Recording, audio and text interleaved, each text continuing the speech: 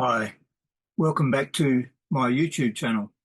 Today I thought I'd share a little bit about using the right sort of equipment for the right job and also a little bit about how to get started in photography. You might be thinking about becoming a full-time photographer or even a part-time one. So I've got some notes up here that I've been writing out this morning just to share with you, and so we'll see how we go. Hopefully it'll be helpful to some of you. So I'll be looking this way a fair bit of the time. So there you go. So the title I've got up here is The Right Equipment to Use on an Assignment and Getting Started as a Professional Photographer.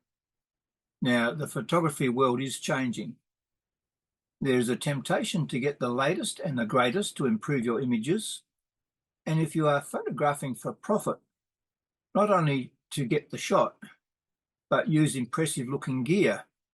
In other words, you want to have an image situation where you're looking good while you're doing it so that you're impressing people, I guess.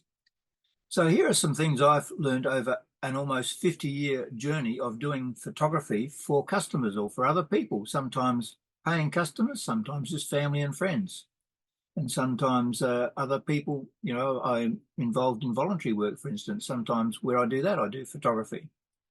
So when I started wedding photography in 1975, and bear in mind I was still employed full-time at the time, I started with a Pentax Spotmatic film camera and a standard 50mm lens.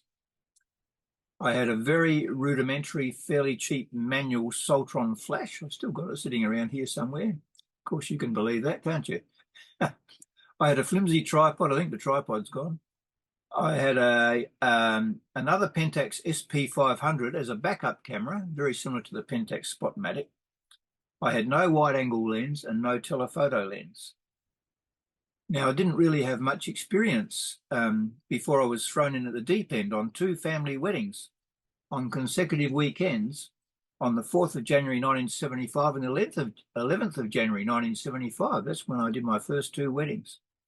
Prior to that, I had photographed scenery, family, pets, and our growing young family. Now, this was all on film, of course. Well, my results were okay and met the expectations of my clients. In those days, wedding photography was not the big industry it is now, but there nonetheless were full-time studios charging a lot higher prices than I was. Many were using a combination of mainly medium format cameras and some 35mm, all film, of course. Now, I was somewhat envious of the gear they were using and did later venture into some medium format gear, but I hardly used it at all on weddings. I had Pentax 645, which I used in combination with 35mm a few times, and I had a Pentax 6x7. I only ever tried it on one wedding, shot one roll of film on it, or maybe two, and I thought it was far too hard and too big and cumbersome to use on as a wedding camera, as a medium format camera. I found myself in competition with the, sorry, where was I? I just lost my way a bit there.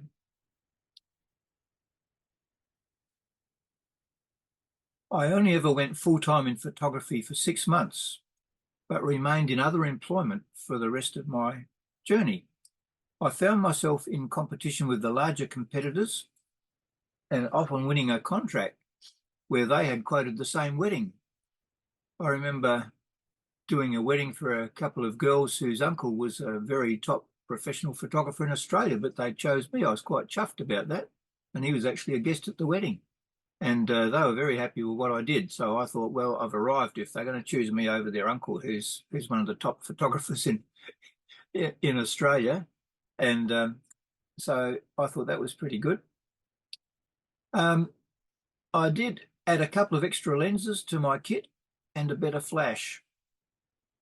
Eventually, I got into the Metz 45 series of flashes, the big hammerhead ones, and also had a separate light meter. It was a Minolta auto flash meter, which I used as a check against what my camera meter was telling me. And when I was looking at the natural light, sometimes late in the afternoon, I wasn't quite sure whether my meter was actually telling me, in my camera was telling me right. And I had an idea of what the light should be in my own mind. And so I had the light meter to double check that. And that was, I had that around my neck the whole time I was doing a wedding. I didn't use it all the time, but it was very helpful.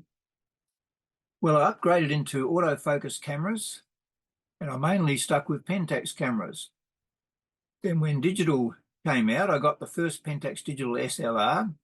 And then after using that on a couple of weddings, then I had a problem with the camera where I had Coke spilt all over it. So that was in dry dock for a while, or wet dock, if you like. And then I switched over to Canon digital SLRs because the other one wasn't available because it wasn't working. So I bought the Canon 400D to start with. I still have that, and I did a few weddings with that. And these days, you can see if you are a regular on this channel, I have vast amounts of equipment, but really what you would call high-end gear. I've got one camera here still, which is a pretty high-end gear, even though it's a very old one. It's a twin lens reflex Rolly, and it's a fantastic camera and quite a rare one actually, and in mint condition.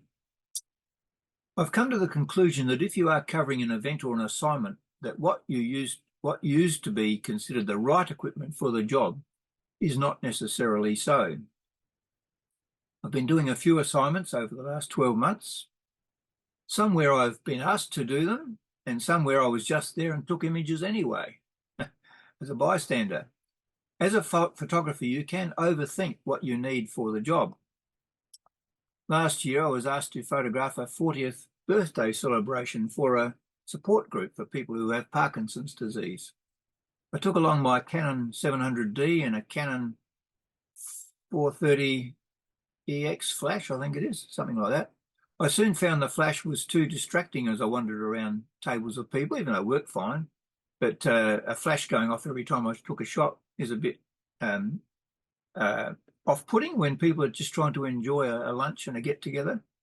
So I opted just to use natural light, and the photos came out fine, but I could have done, in retrospect, just as well with my iPhone. Similarly, I was at a nursing home during this last week when I was watching a special entertainment group, and I noticed one of the staff before the show started using an impressive-looking Canon DSLR. It looked like one of the latest Canon DSLRs, probably a professional or semi-professional model. As I observed this guy over on the side from where I was sitting with a friend watching the performance of a circus troupe, actually, and as I observed, I could see he was having trouble. This guy, he'd been obviously asked to take photos, and I could see he was having trouble trying to get the camera working properly, as he was on the phone constantly and texting to someone and looking quite worried, and taking a shot, looking at his camera, doing a text, whatever. Anyway, I hesitated, but I approached him and said, "You appear to be having some difficulty." I first of all explained I was a photographer. He said, "Yeah, my wife is too." He was grateful for my intervention. It was his wife's camera. So he really didn't have too many clues on how to use it. And I believe it was probably a new camera they hadn't had very long. Anyway, I looked at it. The dial on the top, the little turret on the top, was set to manual exposure. ISO was a fixed setting, and the lens barrel was set on manual focus. So I quickly put the camera on P, programmed auto. The ISO I put to auto ISO, and as the lens barrel was on autofocus, I switched that over. Sorry, on manual focus, I switched it over to autofocus. I find that's a trap with people that buy these cameras. They don't realise that you've got to have your lens on the camera where it has a switch for auto or manual focus to make sure you've got it on auto. Excuse me. Some of them have come to me over the years and wondered why their cameras were out of focus, why their photos were out of focus. Sorry, hiccups a bit there. Anyway, he was then able to take some reasonable shots of the event and the audience reacting to the performers. But once again, a mobile phone coverage would have been okay. The advantage in some of these situations in having a real camera is your subjects may take you more seriously.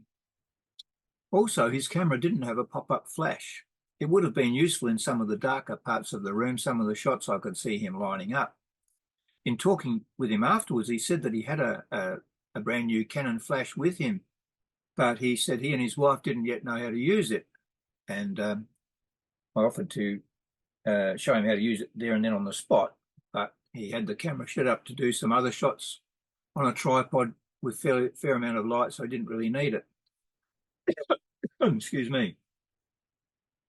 There are times, of course, when you do need a really full functional and adjustable camera, particularly if you need to do some fill flash or bounce flash. And also, if you're doing sports photography and wildlife photography, you definitely need something that's got some decent telephoto equipment, telephoto lenses.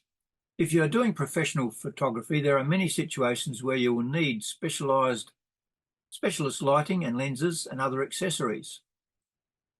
But really, it's horses for courses. That's a saying we have in Australia. I don't know whether people have it overseas, but it's just mean you pick the right thing for the right job, or the right horse for the right race and the right conditions. It's the Adelaide Cup this weekend in Adelaide, and it's 40 degrees today, and people have been talking about calling it off. I hope they do. Anyway, horses for courses. So the end result is really the main concern. If you are serious about photography as a career, we're just switching over now to using the right equipment. But I thought I'd just share some steps about if you're really thinking of taking up photography as a career, because there's been a little bit of advertising about something like that through one of the local camera shops at the moment. First thing you need to do is learn your craft. I learned it through trial and error over many years, just doing family shots of the family and friends and kids and pets. Learn your craft. Seek advice and help from working photographers. There's really a lot of great knowledge shared on YouTube. I learned a lot from magazines, but now we have YouTube. I also started offering a fair way into, well, not a long way into my career as a wedding photographer, a wedding photography course, which I developed and offered to people. And I probably trained about 100 people in wedding photography in Adelaide over the years. And I set up all these lessons and things in here. I got samples of photos and all that sort of stuff. And different subjects, introduction to wedding photography, and the equipment required. What else have I got in here? The business of wedding photography. You need to have a plan. The things you'll need as you progress. So anyway, I'm still open to teach that to anyone in Adelaide that wants to learn how I went about doing wedding photography. And the principles are all the same, even though the technology has changed. So there is really a great lot of knowledge shared on YouTube, so take advantage of that. Now look seriously at your financial goals and needs. It may be better to start off part-time and then go full-time when you think the time is right. Just about everybody starts that way. Consider the impact on your family if you have young children and a mortgage. Is your partner fully supportive? It can be a pretty demanding position to be the spouse or partner of a wedding photographer, because they can get very anxious and uptight, particularly the day before a wedding. And there's so much goes into it behind the scenes, apart from just taking the photo on the day. Build up your equipment gradually, develop a business plan, and find a reliable and competent accountant.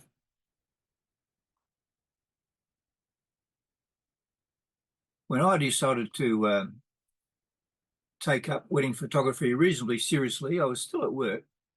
I only ever went full-time for about 6 months, and then decided it was too hard to earn a living to meet the needs of my family compared to the job I had at the time. So, and I was between jobs. So I went back to a full-time and part-time job to start with, and stayed with that pretty much all the way through until I retired, but I still continued to do weddings. So I started my first wedding in 75, and it was only a few years ago when I did my last one. I'm not doing it now because I'm too old and too many aches and pains. All the knowledge is still here, and I've still got good enough gear to be able to do it, but I don't. So when I decided to take wedding photography seriously, I used a loan I took out against a life insurance policy to fund my initial equipment. I don't know whether you can still do that or not. But that was an insurance policy against my life that matured at a certain age, and then I could cash it in. But when the guy signed me up for it, the thing that caused me to think about signing up for it was he said, you can actually build up enough money in this account to actually take out a loan against the account, and you don't really have to pay it back, which I found rather interesting. I thought that's attractive. So I ended up exercising that right, or that clause, to actually take out a loan, which I didn't have to pay back, and in fact I never did pay back.